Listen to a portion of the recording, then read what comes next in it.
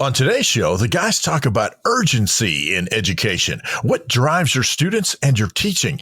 Is it urgent, and does it promote the growth of intrinsic motivation? There's an East Initiative update, information on upcoming appearances, all of that and more up next on EduTechGuys. You're listening to the EduTechGuys, EduTechGuys.com.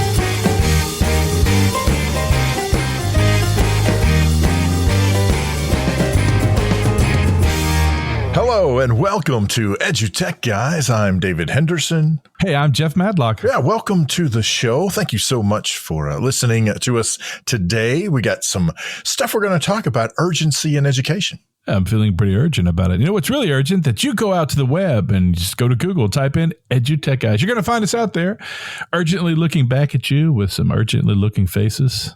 I'll be honest with you, it's Bitmojis. But yeah, as we like to say, we can't really put our own faces out there because I got warrants. No, I really don't. Or do I? I'm not sure. No. Anyway, I got at least not in this state.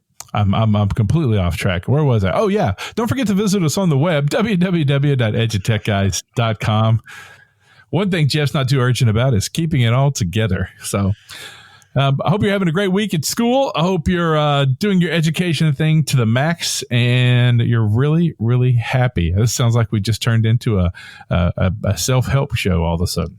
You're good enough and you're smart enough and doggone it, people like you. I wish that was true about me, but I don't think a lot of people do like me. I think it's because I'm a little bit too obnoxious when you actually see me in person. And talking about in person, at the end of the show today, we're going to tell you where we're going to be at. Actually, and that's a completely incorrect sentence, but I'm going to say it anyway because I can, because it's a podcast, because people like to hear me ramble on. All 13 listeners. So I think that's pretty awesome. It is. How do you? Isn't it? Okay, is. Well. You know what's pretty awesome is the fact that we have a see, and this is the kind of shows we used to do. You know, this is the kind of fun that we used to have. We hope you're enjoying it because we're both we're actually not in the same studio at this point, so there's a look of terror on my face. And see, Jeff is usually the relaxed, jovial one, and I'm the one who's like freaking wigging out about everything. So you can imagine if Jeff's face is looking rather concerned, you can imagine what mine's going through right now. Well, I'm just a little concerned, but one thing I'm really concerned about is one of our sponsors, Concordia University, and what they actually bring not only to our show, but to education. I've been in education for over 25 years, and not only have I seen some of the challenges that students have to face every day, but when I was a student, there were lots of challenges that I had to face, especially being far away from family. I mean, there were things like, where was I going to get food to eat? Or if I got sick, how was I going to see the doctor? All kinds of challenges. And those are the kind of challenges that make it hard for kids to focus, on learning day-to-day stuff, everything that's important when you're trying to get your education. Thankfully, that Concordia University in Portland, it's leading the way now, and they have their new 3 to PhD program. That it helps to combat student fears, so they don't have to worry about those things. So they can just kind of free themselves up to pursue their highest dreams. Yeah, I really wish that there had been something like this when I was in school, because Concordia is revolutionizing education by creating this holistic model. So it provides things like groceries and healthcare, heck, even clothing to students right there on campus. I didn't have that, not when I was going to school. So it's very cool that they are helping students thrive and helping our communities strengthen and grow through the program. And they make it really easy to get to educational opportunities because they offer online and on campus programs, where students can have the opportunity to learn about, an easier, more compassionate approach to education, and they can see that way to see how they can nurture the whole student, and how that can lead to a really amazing opportunity and some amazing things for those students in education. Yeah, absolutely. And if you're out there listening and you'd like to learn more about how you can help students conquer their monsters and achieve their highest dreams, head on over to cu-portland.edu/let's conquer. Again, that's cu-portland.edu/let's conquer. # nurture, educate, grow.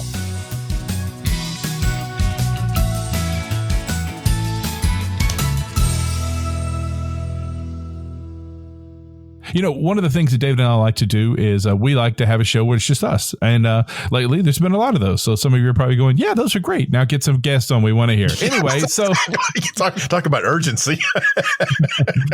That brings us to the point of this week's show. We just want to touch on this just for a few minutes, and it's urgency in education. And I was thinking about this the other day, and I told David about it. And I think we've lost that urgency, what drives you in the classroom? Is there an urgency in your school district? Is there an urgency in the educational blueprint framework of your school system, your school district? Are you pushed by that? Is it is it driven by test scores? Is it driven by low literacy scores? Is it driven by, low math scores? What's actually driving you? And then in turn, what's driving those students? What's urgent to them? Is it urgent for you to help them create maybe an intrinsic motivation? Do you notice that? I believe those two things go together. So that's what I'm trying to say is I believe that if you have an urgency, then intrinsically you're motivated to meet that urgency. Does that make any sense, David? Yeah, I think the big thing in terms of I think what we need to do is maybe just take a little step back and just when we're saying urgency in the classroom, what does that look like? What does that mean? What does it mean to be urgent in your education? Urgent in your teaching? What does it mean to be a student who is urgent in their learning? So I think maybe if we just take a little step back and let's talk a little bit about that right there. What does that mean when we say urgent? You're exactly right, David. And I like to jump the gun sometimes. So, when we talk about urgency, what's urgent to you? And I think that's what we're seeing. So we see a lot of schools that no longer have homework. We'll just take that one. And so when a kid comes to class, they're just there to prep for 1 or 2 tests, 3 tests, 4 tests, maybe a couple daily quizzes. But the urgency to learn something is gone. I always felt like when a child starts school and they first learn to read, then there's this urgency to learn more words. There's this urgency to learn their timetables. There's urgency to learn more so that they can learn more. Where is that falling apart? Because I think that would be a great question to ask. And then as a spectator, outside of the classroom, K through 12, sometimes that's what I see is I see that students have lost an urgency to learn more so that they can learn more. And maybe I'm convoluting the problem, the definition and the problem by that definition. No. I mean, I think you're. It makes sense to me. So hopefully it also makes sense to the folks that are listening and they understand where you're going with that. To me, what. When I take what, when I hear the way you're explaining it and I think about, especially like even just my own education or, my wife's a teacher and I think about her, teaching students and my daughter, is a student. So I think about the things that she's learning. And in terms of urgency, I think a part of that is having a passion for learning. That is, whatever subject or whatever topic within a subject, really, grabs a hold of a student, finding ways to keep that particular fire burning and helping it grow so that, as Jeff said, so they have an urgency to want to learn more. It's not just the desire to learn more, but it's that feeling that I have got to learn everything I can about this, or if not everything, I want to learn more about this particular thing. I think about it in terms of if there's something new that comes down the pike that really, really interests me. Just for the sake of argument, let's say it's, AR and VR, augmented and virtual reality. And I start to learn a little bit about that. And then that drives my urgency to learn more about it and then share what I've learned, get more learning, share that, continue, hopefully, ultimately even help teach someone else about it. That helps grow that urgency. So when we're talking about the urgency that you as an educator are feeling in your classroom, or your urgency as an administrator, what are the things that help you want to be motivated to help those that you are in charge of educating, nurturing? Those are the folks that you're in charge of helping them grow intellectually. How are you helping them develop that urgency? And one of the other things that Jeff had mentioned was the intrinsic motivation, and that's a big part of it. And in case you're not too familiar with what all that means, intrinsic motivation is something that comes from inside us. It's the reason inside us we want to learn about something in particular. Extrinsic is like a reward, like you get $20 for getting A's on your report card, or you get a sticker, or you get to edit your character in Class Dojo, right? Those are extrinsic or external motivations versus something that is internal, and it makes you want to do that, even if the quote unquote only reward is your own learning. Yeah. Hearing you explain it to me better, that actually helps me really realize that's exactly what I'm trying to get across is that how do you as a teacher build this intrinsic motivation inside your student? How do you make them intrinsically realize the urgency to continue to learn? And it's like the moment you see something and you go, oh my gosh, that is the greatest violinist I've ever seen in my life. Okay, I want to do that tomorrow. Well, that's not going to happen tomorrow, but I've got to learn all these steps in between it to get to that point. And that's what drives that urgency inside there to get to that point. Or, I want to be able to read War and Peace and I'm having trouble getting through Danny and the Dinosaur right now. So what's going to drive that student every year to come back and want to do better and better? And I think that's interesting. It's not about the grade, really. I mean, the grade is wonderful. The grade is an extrinsic, motivator and to let us know that we're doing great in the eyes of everyone else.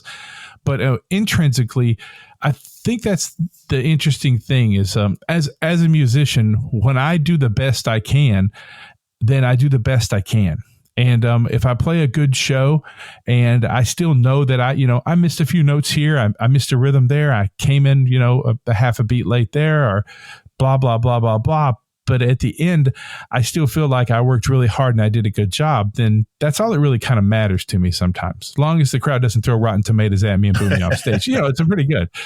But, I think that that's what we're trying to drive for most of our students is that at the end of the day, they know that they worked really hard on what they did and they feel good about it no matter what. And I think that's how this all started. You and I had talked about homework. Think about how we look at homework. So I come home with trig homework and I stay up till 2 a.m. working on trig homework. I've got 7 pages front and back of, all of this mathematical equations, and I go back and it's graded and I make a D on it. The interesting part is I really tried my hardest on that, and that's good. The urgency for me was there. I mean, I stayed up all night. I worked really hard on it, but then I got a D for it. So what's that immediately tell me about the urgency on my part and what I'm doing intrinsically? It throws a big cup of cold water on the intrinsic flame pretty quickly at that moment. It's like, well, okay, that's not good. And now I'm suffering from it because I've got a D on it. That's how do educators, and I know most educators work their classroom where they notice these things. Jeff, you did a good job. I'm not going to fail you on this. But I kind of wonder if that's, a bad thing. And then we have some places that have cut homework out altogether. So there is no urgency to get it done. There is no urgency to practice on this at night and practice and get better, because once we take the test and you make whatever you do, we're going to move on and we're not going to come back to it again. And that's the other part of it. Am I walking that dog way off the path into the woods and down a cliff? Is that No, I don't think so. I don't. We'll pose that question to the listeners. Did you guys, feel like we were, did you just fall off the cliff there with Jeff, or are you with him right there? You understand where he's going and what he's talking about? Because when I'm thinking of like working, when I'm doing homework with my daughter, right? Because she's taking college algebra. I haven't had college algebra in, 30 plus years. And by the way, I'm doing way better at it now than I did back then. I'm like, I think I need to go take this so that I can update my transcript. But for me, I have the intrinsic motivation and the urgency for me to help her, because even though what we're learning in college algebra isn't necessarily going to apply to anything directly with what I am doing at this stage in my life, it's still, I have an internal motivation to want to help her get better. But at the same time, I am actually learning the stuff that I did not learn the first 3 times around. And I'm not being silly. I had to take, well, I'm being a little silly, but I had to take college algebra 3 times. And the third time the professor said, look, sit in the back of the class and don't say a word, and I'll give you a D. That gets you out of the class, because I was that bad at it. And I had no urgency. I had no desire. I had no drive. It was a lot like what you were talking about, Jeff, was, I was doing the homework and I wasn't getting it. I was getting D's or F's mostly. And I was not understanding at all, what I was supposed to do with it. And whatever intrinsic motivation I might have had at the time, it quickly went out the window because I had none.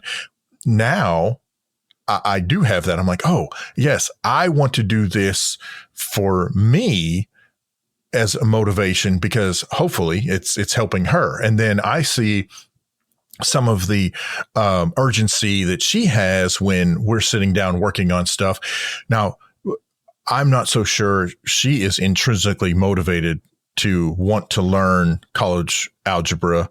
Hers is, I think, much more extrinsic, right? She wants to pass the test. She wants to be able to, take whatever she's learning and move it to the next stage in order to pass the next test, in order to just, make it to December and get out of the class. However, an interesting thing has been happening, and that is that she's got several classmates who they all are in a group text and in a group chat, and they do online, or not online, but, face-to-face over the phone, homework help type stuff. And she has been helping her friends with their work, which in turn is helping her understand, because she's having to teach what she's learning. And I think that there is where some of her intrinsic motivation for wanting to learn how to do it is coming to surface, if that makes sense. Sure, it makes sure, and that's an urgency to her to make sure she knows it to help her friends. So, that's an urgent need, and so I guess hey, wrapping it up. I guess what I want to know is what's urgent to you. What's the urgency that moves you? I think it's a great word. I think it's one of those words that you write on the mirror in the morning. You write on your board that stays up there in your classroom all the time. Urgency. Like what's that mean to you, and what's urgent to you to get done? Is it just to pay the bills? Is it just to make it through college algebra? If that's it, then that's it. But is that what drives you to create that intrinsic need, that intrinsic motivation to move forward through that class? And I think we can all agree that that's true. We all have things that we go, okay, I have this to get done in this amount of time, and it's urgent at that moment. And then after that, we move on to the next thing. But in education, as educators, I believe that urgency is far-reaching, and I believe that's something that we should all probably take a longer look at, and maybe start to define that word a little bit deeper and more meaningful to each one of us. So there it is. tell us what you think is urgent in education and what's urgent to you. Yeah, I think that'd make a cool bell ringer. Whether you were doing it in Google Classroom or you wrote it up on the board or whatever, and you just said, what's urgent to you today? And the students who felt like sharing whatever it is, it may be related to that class. It might not be related to that class. What's urgent to them in that moment, and see if there's a way that, working together, the educator in the teacher in the classroom, the students in the classroom can help, mitigate whatever that urgency happens to be. Or if it's something that they want to know about, how do they help them with that urgency and fulfilling the desire to know more about whatever that happens to be.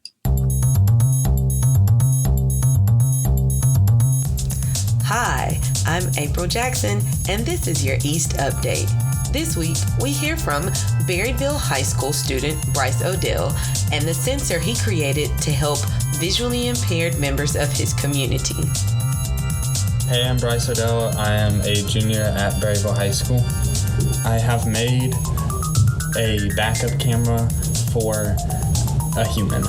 So the sensor is a ultrasonic sensor that we have coded with an Arduino that registers distance, and then with that distance the Arduino will send a pulse through a buzzer to beat faster or slower depending how close or far away the object that it is sensing is. In West Fork there is about 4 runners who are completely blind, and they run with a guide runner.